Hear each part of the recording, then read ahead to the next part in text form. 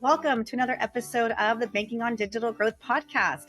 I'm Audrey Kanata, operations lead here at the Digital Growth Institute. And today we are going to dig into a website secret shopping case study with a credit union that was in our program and a national competitor benchmarking the online account opening process. But first, joining me today is James Robert Lay, founder and CEO of the Digital Growth Institute. Hello, James Robert. Hi, Audrey. It's always great to share time with you. Absolutely. Before we get into this case study where we are going to be looking at the different patterns we found when benchmarking the online account opening process with a credit union and a national competitor, what is going well for you personally or professionally? I'd say what's going well on the personal side is coming out of the weekend with a winter ball for my daughter's school. My wife and I had the opportunity to be her guest for this winter ball, and it was a truly amazing, memorable experience. We even got to do a daddy-daughter dance, and I told her, I said, we're going to be doing this again in probably like 15 years, except going to be getting married off to your future spouse. And she wasn't really feeling it at the time when we were dancing. Granted, she's 11 years old, and so she's right at that stage of trying to seek some of that independence. But it was really a special, memorable moment for me that I actually captured in my journal, and one day she'll read back and she'll see how much it meant. That is amazing. And for the listeners, I did get a sneak peek and got to see photo evidence of this family at their winter ball. And let me tell you, the outfits, you guys looked phenomenal. Dapper, I think would be the perfect word to describe you guys. So definitely happy to hear that you guys had that special. I know with 4 kids, getting one-on-one with any of them is such a special moment that I know you guys will probably remember for quite some time. Very much so. So let's talk about this website secret shopping case study that we performed. Probably, when was this? A year ago? A little over a year ago? Maybe a little over a year ago at this point. And if I was actually talking with someone earlier this morning via text, and they do website development, particularly for financial brands. And we were going back and forth about just everything that we have learned, and it hit my mind that we have been doing website secret shopping studies now for a decade at this point. And they said, oh my goodness, I didn't know it was this long. And they go, well, we've been building websites for maybe 15 years, he said. And I said, wow, it's a long time. And he goes, but no one has ever asked us about secret shopping their website. And I go, not a lot of financial brands are thinking about this right now. And it's actually one of the greatest, we'll call it low hanging fruit opportunities. And for this particular organization, um, we have been working with them since probably 2012. Going Yeah, back because I know when I first was here for tour number 1, this credit union was around. exactly. And so to see the continued growth and progress and evolution of this particular financial brand and the value created through their digital experiences, a lot of that can be directly attributed to their commitment to continuously come back, secret shop, re-secret shop, not just their website, but even in this particular instance, a specific element for a particular product line. I think this was probably one of the most detailed website secret shopping studies that we have ever facilitated. Yes, it really was a very unique study that we did. Definitely a lot deeper than the general website secret shopping studies that we've done. And it's one of my favorite because the findings and the patterns that we found here were so fascinating and interesting. Mm. And coincidentally, we had been doing some, I know at the same time as we did this study, I was reading Joey Coleman's Never Lose a Customer Again. And it was almost like in real time. I was reading his book and we were doing this study, and I was seeing so many of the patterns and the insights either being applied or not applied, and then seeing some of the feedback to that. So let's talk about this study and what made it so unique for us and for the credit union. Well, it really starts like all secret shopping studies start is either A, we have a problem, or B, we want to know what we can do to make our digital experience, our website shopping experience, even that much better. And in this particular instance, it was we have a problem. And it was a self diagnosed problem, which I always find is a little bit dangerous to do some self diagnosis. Now, in this particular organization, once we did a little bit more discovery, it was very clear that yes, they did have a problem, and their self diagnosis was in fact correct. In this particular case, this organization was a credit union, and they're we're looking at the checking application process. So when someone clicked apply, that is when we would begin the secret shopping study experience. Because what they were finding and their hypothesis was is the way that their application for a new checking account was deployed and developed was in fact costing them hundreds of millions of dollars worth of deposits. And they just didn't know why. They had some sneaking suspicions, but particularly the marketing team and the senior marketing leader, the SVP of marketing, wanted, I would say, some validation because she had been trying to surface this at the executive level, talking to the board of directors saying, we have a problem. But no one was, I'm not going to say no one was listening, but the perception of a problem wasn't as painful at the C suite level as it was of what they were perceiving in the marketing department. Right. And so we got some numbers from this study. So I'm going to give the statistic that the finding, and let's back into why or what caused this situation. So, of the users that we tested, 60% of people abandoned the application. They never finished it due to some sort of confusion or cause of friction. Do you remember what some of the biggest reasons? I can think of about two different reasons or two different things that really confuse people in this particular online application. Do you remember what those were? One of them was the need for a driver's license. Yeah. Um, and because we recorded these experiences, we actually saw people trying to dig around and go and find that driver's license. I think that was one. My memory Yes, serves that correct. yeah, And then the other was it was part because the way that credit unions are structured with their field of membership, right.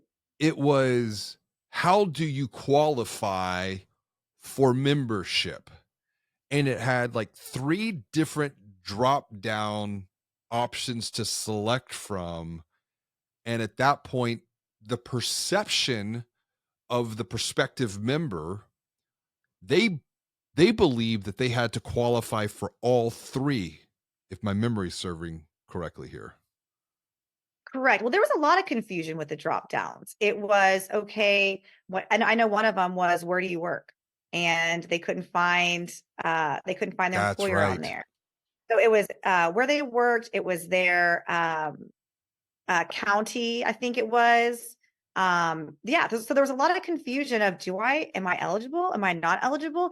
And then it almost felt like, well, wait a minute, like this is confusing. Do they not want me to be here? Like, I don't understand. So the drop down, the membership eligibility was one of the main reasons. And in fact, I believe that's why of those 60% that abandoned, half of them abandoned because of the membership eligibility. And we see that a lot with credit unions when you're opening an account or applying for a loan, you have this membership pop up. Mm-hmm. And wait a minute, do I have to be a member first?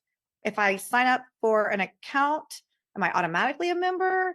how does this work? There's a lot of confusion there. And like you said, the driver's license. I mean, and we did do this live. And so we were watching users fumble around. They had to take a picture of their driver's license and upload it. And there And was the some frustration tied to that because the upload for some of them was not functioning properly or as expected, and that was another major abandoned application point. And, Yep. and coming back for context for those watching and listening, we broke this particular study down literally screen by screen. And for this particular organization, I want to say they probably had maybe 8 to 10 different input screens to collect data. But on each of these input screens, there were multiple input boxes, whether they were text based, drop downs, check boxes, uh, that increased cognitive load. And it's almost like the deeper that a prospective member got into the application, and some of them were like, I'm not going for it, because one of the questions that we had asked on every single screen, based upon what you see, does it make you feel confused and frustrated? Does it make you feel clear and confident, or indifferent? And the reason that we were scoring that is we were almost scoring a frustration index or a clarity index based upon what their response was. But if we go back and we look at the data, it's like the deeper they got in, the clarity decreased and the frustration continued to increase, in which led to the correlation of the abandoned applications. Yeah, I mean, we had people, I know one in particular made the comment, let the customer get in the door before hitting me with this sign up frustration. And they use this phrase. This is going to be a precursor to what the banking experience is going to be like, and I am out. Yeah.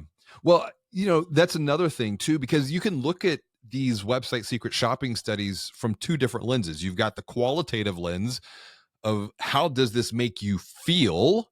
And then you have the quantitative aspect as well, based upon this experience. Do you feel clear and confident, or do you feel frustrated and confused, or do you feel indifferent? And you could put a scoring to each one of those, more of a qualitative emotions. But what we did too at the end of this particular study, we did an exit. And based upon this application experience, would you recommend or refer this particular financial brand to your friends or to your family? And the NPS score of this was below 5. Correct. And I think when you start getting into not just the quantitative data, but what's backing that up with the qualitative, the big data versus the thick data is the smaller data set. Expectations are important. Expectation settings are important when it comes to a website shopping experience for a financial product, particularly at the moment of truth, the moment of application, because one of the pieces of information shared around expectation, someone went into thinking that this experience was going to take them 5 minutes. That was the expectation. Oh, this is going to take me 5 minutes. Now, they had the courage to see this all the way through. How long did it take them? 30. Took them 30 minutes to open, and it's not even fully opened. It's just the application is now complete. Because then Right. because then we took the study even further to funding, Yep. which was then a multi-day follow-up. And you talk about the frustration continuing to increase because we had every single one of these participants capture all of the follow-up communication, whether that was email, phone, voice message, or text and SMS. And as they continued down that experience, did the clarity and confidence increase, or did the friction and frustration increase? Oh, the friction, the frustration. and confusion definitely increased. Well, considering 60% didn't even get through the abandoned or didn't get through the application process as it was. Yeah. So we're only looking at 40% now who are getting any sort of follow-up communication, if anything. Mm, And those who did not complete the application never received any communication after that. Never that's followed right. up with. No one ever said, "We noticed you started, but you stopped. Do you have any questions?" So that's just lost. So you had 60% of people who had intent Mm, and they're gone and they're not coming back. yeah. And then we had of the 40% who were able to successfully go through the application process, they got one follow-up email welcoming them. I mean, one or two sentences, I think, and it was clear. I mean, it was automated. It was definitely, which is, it was fine, but they got one email, and that was it. That was it. I think maybe weeks later they Can, may have gotten a newsletter can we as an can we pause on that point for just a moment? For those watching or listening, you work at a financial brand. Maybe it's in marketing, maybe it's in sales, maybe it's in leadership, maybe it's in ops. I want you to think for just a second. Someone took the time to apply or open an account on your website, and it might have taken them half an hour. If you've never done a website secret shopping study, there might be no context of time of how long it's actually taking for someone to start to finish, complete this. But then all they get for their effort is a one line text based email to quote unquote welcome them. How's that going to make them feel? How's that make you feel? Like if that was the extent of the onboarding. Because yes, you can get acquisition. Yes, you can grow accounts, grow deposits. But there's a whole nother side of the equation here, which is retention. Yeah. And that's where I mentioned earlier reading Joey Coleman's book, Never Lose a Customer Again. And in his book, he notes 32% of new customers who join a bank will leave in the first year. And 50% of those will leave within the first 100 days. 20% will leave within the first year without ever having conducted a single transaction. So it's like we get them in the door and then we abandon. We forget about them. They're Mm, gone. We're forgetting. And he makes the point. They need to be affirmed. They need to be activated. They need to have that first impression and they need to be acclimated. yeah. Let them get to know you, let them get comfortable. And let's talk about this experience in relation to the national competitor that we benchmark against, because it was two completely different experiences. And I think both you and I were very surprised in the difference of the follow-up communication and what we learned about that I don't even think you and I would have guessed. Before we get there, I want to make this even more real for those watching or listening into what the bottom line economical toll that this is potentially costing you. And I only want to focus right now, Audrey, on just top of funnel. Okay. Yep. Because if we consider this, I'm going to make my math super easy. And there's some research out there that shares the average lifetime value of a retail account holder. So let's just say checking. The average lifetime value of a retail checking account holder is $1,500, and that's for around an institution that's about $1.5 billion in assets. So $1,500 is the lifetime value. Now, come back to this example. We found, like with industry data, there's a 60% abandonment rate on this acquisition application. If you have 1,000 people Each month, start a new application or to start the application to open up a checking account. You've got a 60% abandonment rate. That's 600 people per month. To make my math very easy, and to take a conservative approach, let's say the lifetime value here isn't $1,500. Let's say it's $1,000. What is 600 times 1,000? 600,000.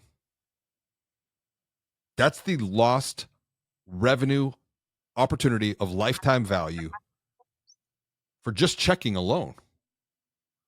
Multiply that out now by the course of by 12 months. It's $7.2 million. Like, this is a real bottom line opportunity that for many financial brands, it's just a lack of awareness. And we're not even talking about now, once you go through the acquisition period, now we're talking about retention. Right. Because go back to those numbers once again. What was it? 50% within the first year? 32% within the first 32%. year. 32%. 50% of those in the first 100 days. So 16%, more or less, in the first 100 days are gone, but 32%. So we'll just stay with the 32% within 12 months. Consider what the cost of acquisition is. The average cost of acquisition for a new checking account on the retail side is about $350. So how much did you just lose? How much literally did you spend for them to walk out the door within 12 months, yet alone within the first 100 days? Major, and we're just talking one product line, which is where when we facilitate these website secret shopping studies, we're looking at the different product line shopping experiences, because while they are similar, you have very different nuances for each particular product line. But furthermore, back to where we were going with this, and thank you for letting me Yes. press That's on very this, important. press on this Yeah. pain. That's painful. Yeah. Let's also share what we learn when we not just look at one financial brand's experience, but it's also important when we facilitate these studies to benchmark that experience against other financial brands, whether they are a national brand, a community brand that might be in the same community as a particular institution that we're facilitating a study for, or even more, I would say, exciting, because there's a lot of lessons to be learned, a fintech brand, which is exactly what we did for this particular organization. Yeah, so we looked at the online account opening process with another national fintech, and then also the post application. And 100% of the users were able to successfully complete an online application. You touched on the NPS score for the credit union. The NPS score for this fintech was 9.4. Well, We had comment. Yep, I go want ahead. to come back to the credit union for context. This particular credit union, it was almost the exact inverse. The credit union NPS was 4.95.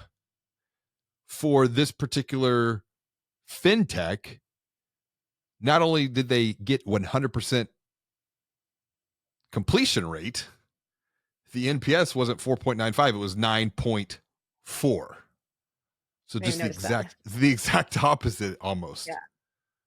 And a lot of it had to do with expectation setting, time. It would let them know where they are in the process. One or two questions per page. So it wasn't this big, complex application that was asking everything under the sun. It was very simple: name, email, address, phone number, social security, and you're done. And some of the feedback, my 80-year-old grandma could do this. My 16-year-old son can do this. Very simple, quick process. Compare and contrast once again. One data input or one question per screen was being asked by this particular fintech. Right. On the credit union, it was a minimum 5 or 6 questions being asked upwards. I remember there was one particular screen, it was probably 20 different inputs being required to move to the next page. This is important because, as I wrote in Banking on Digital Growth in chapter 4, the impact that cognitive load has on conversions. Reduce cognitive load, or basically, the computing capability of the mind to make a decision. Reduce cognitive load, increase conversions. Inject cognitive load into the buying experience, you're going to decrease conversions. And in some cases, if you just inject, and many times it's inadvertently injected, just a small percentage. Let's make this easy. Like we'll say we increase cognitive load by 2%. But that 2% increase, it seems small, it seems nominal. We see the potential for an 80% decrease drop in conversions. So there's this exponential effect of cognitive load. And we already know that when people are shopping for a financial product, there's inherent cognitive load with money. A. All right. B, there's a very real psychological aspect of this. Kuhn Mutual did a study, and it was around 61% of people enter into a financial buying journey for a loan product feeling some type of stress and anxiety. So when you inject cognitive load into any point of a digital shopping journey, and in this particular case, it's at the point of application, Yeah. it's no wonder we see abandonment increase. However, reduce cognitive load, in this particular case of the fintech, one question for the application per screen being asked, they reduced it, and then they got 100% pull through of conversion on the flip side.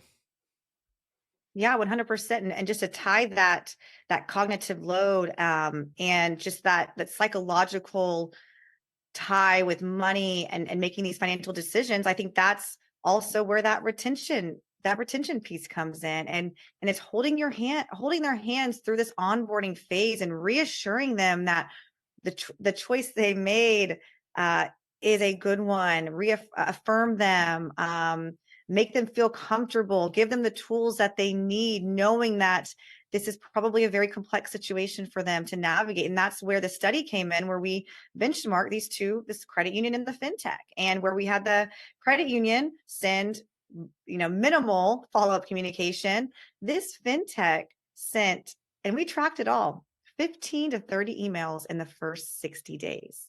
And they were all, and we got the feedback from the users. And about 80% of them felt that this communication was not too much, and it was all very helpful. It was giving them different tools, recommendations, different offers, and they just felt like they weren't just forgotten about. The other thing, come back to feeling and emotions, because one of the concerns I remember from the credit union, they said 15 to 30 emails in the first 60 days. That's a Feels like a lot. lot.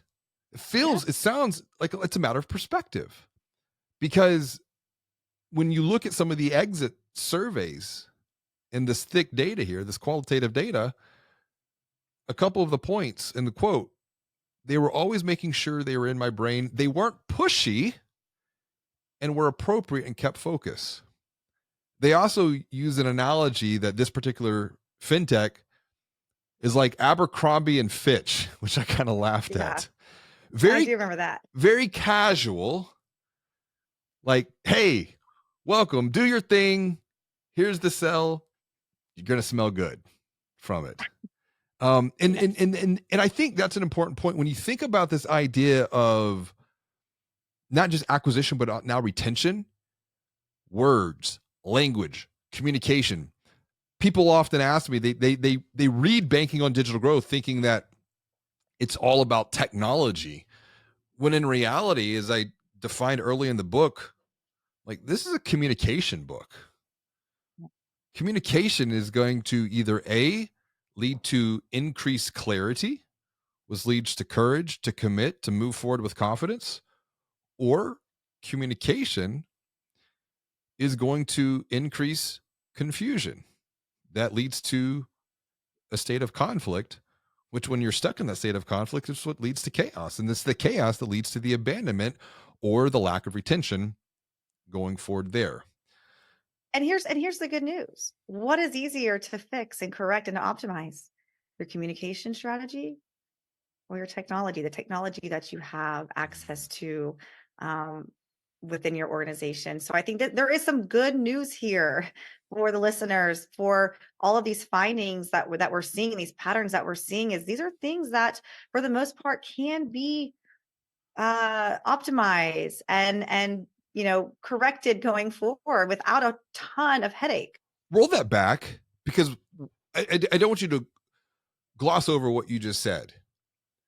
When you're talking about optimizing communication versus optimizing technology, there are different levels of complexity. Because if we're talking about complexity externally in regards to prospective account holders' experiences or account holders' experience for retention, now we're talking about complexity internally in regards to a financial brand having to either optimize communication or optimize technology.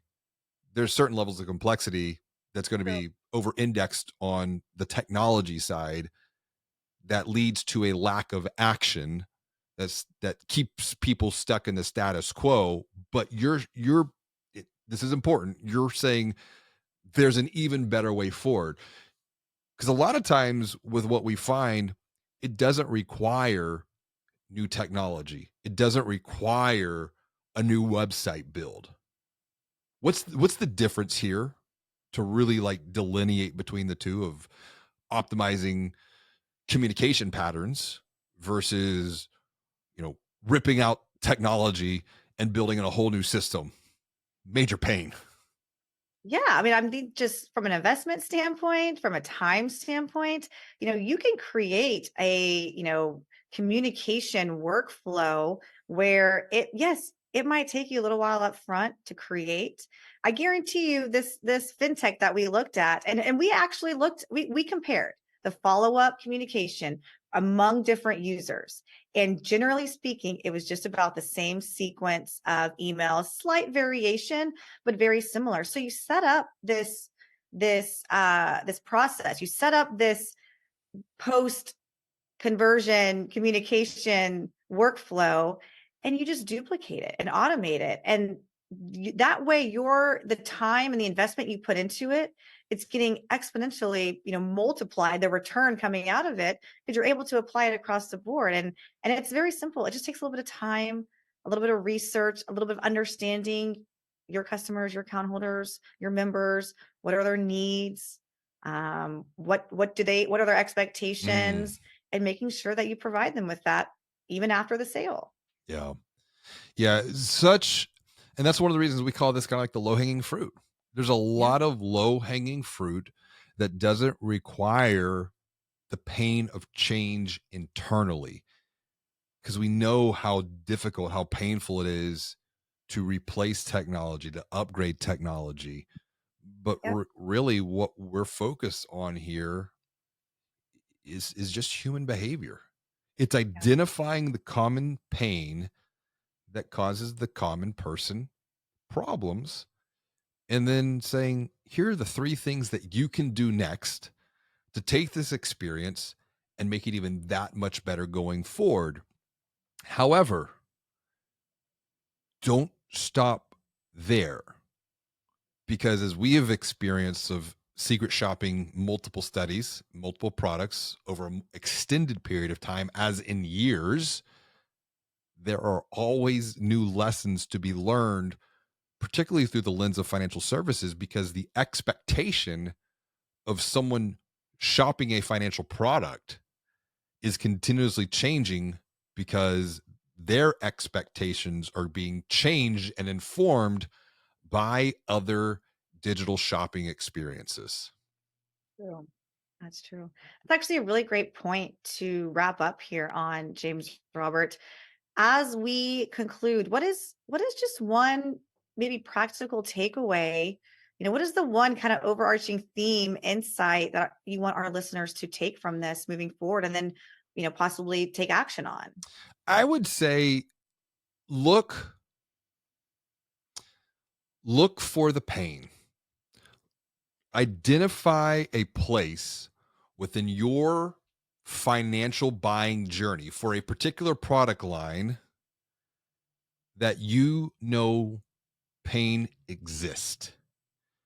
And this is where things can get extremely complex. So let's simplify and distill this down, because you're like, well, where do I begin? Okay, well, you have, let's say, 3 to 5 major product lines. And within those 3 to 5 major product lines, you have a matrix of optimization opportunity through the 5 different stages of a consumer buying journey.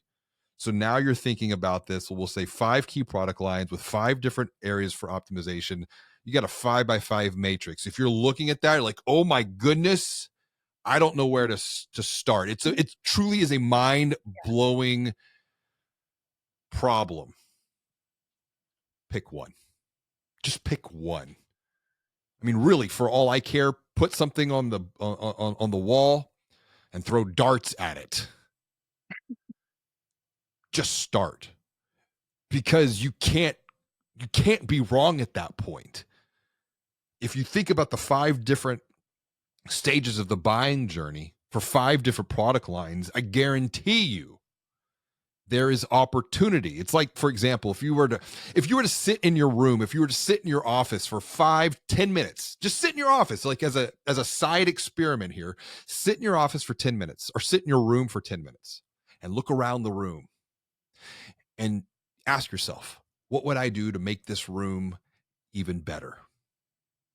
And that's where you're going to see, oh, those papers behind my monitor, they've been sitting there for 6 months. I haven't done anything with those. Oh, the bookshelf is getting a little dusty. I want to go read a book. If you just sit there for 10 minutes and just observe, there will be opportunities that present themselves. And that's a real physical experience. The same would be true in the context of this. You have 5 key product lines with 5 different stages of buying journey. Please do not try to take all of them all at once. One product Right. line, one stage, one quarter. And that's your Yeah. quarterly focus. And think about all the things that might be causing pain in that particular stage of the buying journey for one product line for one quarter. And that's your focus. You do that every 90 days. Well, over the course of a year, you've made tremendous progress, tremendous optimizations that will have a tremendous growth impact on your bottom line, because you are going to realize where you're losing loans and deposits and then come up with cures and solutions to solve those problems. Yeah. So just get started. Look at one product line. There is no need to get overwhelmed and look at everything, all the different opportunities and possibilities. Just start one place, one product line, and get started. That is really great. Great recommendation moving forward, James Robert. Thank you so much for discussing this really unique website secret shopping case study that we did and sharing all of the insights with our listeners. Audrey, this has been a lot of fun as always. Thank you for joining us for another episode of the Banking on Digital Growth podcast.